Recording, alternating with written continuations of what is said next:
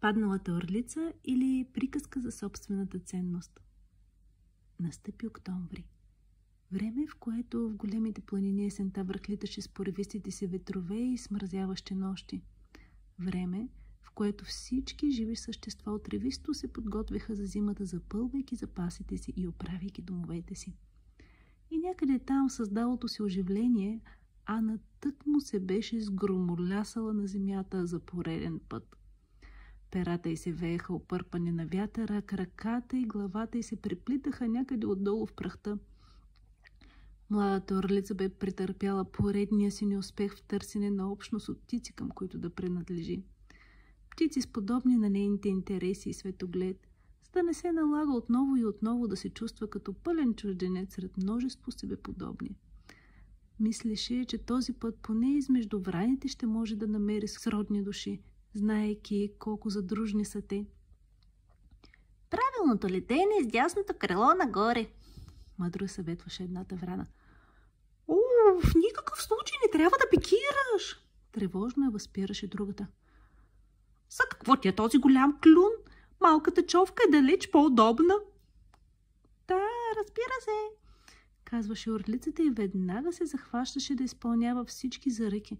Дори започна да се усъвършенства в летенето с дясното крило нагоре. Виж, ако не можеш да летиш назад като мен, то още си много зелена, за да летиш, заключаваше Артура на групата. Да, усърдно кимаха останалите. Орлицата никога не го беше виждала да лети назад, но си представи, че го е правил и продължи да се опитва да лети с опашката напред. Толкова силно се надяваше да си паснат, че така и не разбра как за пореден път тя изостави себе си, за да им се хареса. Как се отказа от силата си, за да им позволи да я определят и да я манипулират, както им хрумне. Как раздаваше благата си до степен, в която нищичко не й остана. Ни щастие, ни гордост. Стараеше се максимално, докато накрая силите напълно я напуснаха. Този път така силно се беше залепила към земята, че не вярваше изобщо, че ще може да стане. Очакваше края си. А зимата безмилостно приближаваше. Къде обърка? Толкова много внимаваше да не направи нещо грешно. Да не си изпусне гласа, да издаде по-силен звук, да не пропусне да направи някакво движение или пък да бездейства твърде дълго. И накрая все пак беше недостойна за враните по същия начин, по който беше недостойна и за орлите, и за соколите, и за ястребите. Не разбирам, мислеше си тя. Какво толкова не е наред в мен, че изобщо не се справям? Колко хубаво! Възкликна една видра, докато си въртеше главата в различни посоки, за да може да погледне Ана в очите. Толкова много ще научиш! За първи път от падането, в съзнанието на орлицата се появи някакъв интерес. Какво ще науча? О, искам да се науча да съм по-добра птица, за да ме уважават. Искам да се науча да съм по-всеотдайна, за да ме обичат. И най-вече искам да знам как да се отърва от тези мои ужасни качества, които другите виждат в мен, за да бъда един истински достоен орел. Видрата я погледна тревожно, изгриза вървите, с които враните бяха завързали краката й и отсече. Май, ще трябва помощ. Изчакай тук. А не, без друго нямаше как да се движи. Видрата скоро се върна, водейки един мечок зад нея. Въздъхна шумно той, като видя сюрреалистичната гледка. Казах ти, положението никак не е розово, добави видрата замислено. Да, наистина съм тежък случай. Преведи си го Ана и потъна още по-надълбоко в прахта. Мечокът запристъпва бавно около орлицата. После пое дълбоко въздух и изрева силно в лицето й. Ана усещаше почти като в просънеца как струйките въздух я подхващаха и повдигаха, завъртаха и огъваха. Тя изобщо не разбираше какво се случва, къде е горе, къде е долу, какво има около нея. Стори се цяла вечност. За нейно очудване, Когато вихърът отихна, тя усети, че е изправила тялото си и вдигнала главата си, макар все още да не усещаше да стъпва на краката си.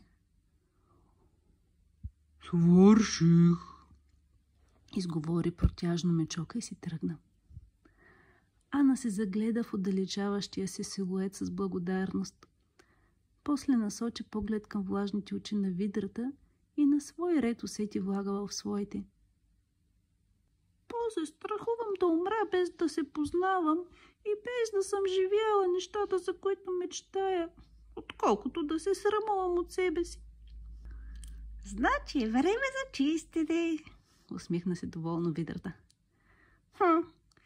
Какво вярваш? Какво от това, което вярваш, че е нужно и полезно? Какво ти пречи? Така Ана започна да изучава мислите си. И без друго нямаше какво друго да прави. А и те така неспирно почаха в главата й, че плевенето на ненужните правила и вярвания й носеше огромно облегчение. Разбра, например, че мислите, които тежат и я свиват, изобщо не й трябват и може спокойно да ги изтрие, а останалите може да пренареди, за да не си пречат. Все едно, че прави гнездо. Видрата честичко я навестяваше, за да й носи храна и вода. Постепенно силите на орлиците се завръщаха. Пораснаха и нови ногти и тя успя да стъпи на краката си. Оздравяването й харесваше. Харесваше и докато не срещнеше някой чужд поглед. Я на сърната, я на планинската коза, дори катериците я притесняваха.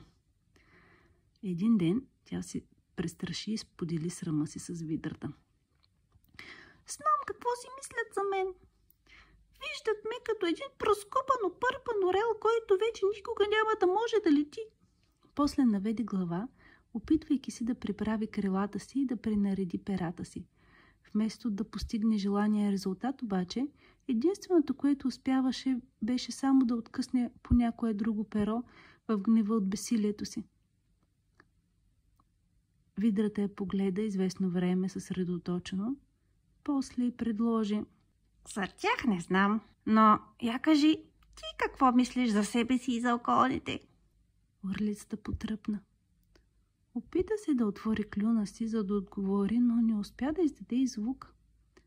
За първи път тя разбра до каква степен не се харесваше. Болката премина като светкавица през цялото й тяло. Погледът й потъмня, потъна някъде надълбоко, докато очите продължаваха трескаво да се движат наляво-надясно. Аз не съм това, което другите виждат в мен, изписука пронизително тя накрая. После се поогледа и като че ли за първи път живота си видя колко красива птица е всъщност. Толкова й олекна. Вече нямаше нужда някой отвън да й показва ценността и красотата й. Малко по малко тя започна да си припомня коя е, колко е силна, колко е специална и колко е великолепна. А перата неусетно израстваха, заглаждаха се и засияваха на прокрадващи да се измежду облаците слънчеви лъчи. Знам, че сме много различни, казваше Ана на сърните, които се осмеляваха да я доближат. И изобщо не очаквайте да крача сред вас, за да летя високо. Но не съжалявам, че съм тук. Сега виждам, че животът в подножието е много приятен за мен. Сърните я гледаха мълчаливо, с онзи топъл поглед, който означаваше: разбираме, добре си дошла при нас. Да, котловината не беше толкова сурова като каменистите върхове. Имаше много зеленина, вода, много нови приятелства. Орлицата се чувстваше лека и щастлива, поне през повечето време.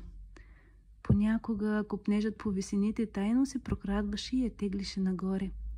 Свободата да разпери криле и да се отпусне на въздушната струя, възможността да види цялата земя като на длани, да се впусне стремглаво надолу. Колко сладко! И невъзможно.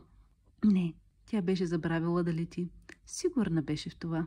По-добре беше да се радва на това, което има, и да не преследва химери, които само ще я направят нещастна.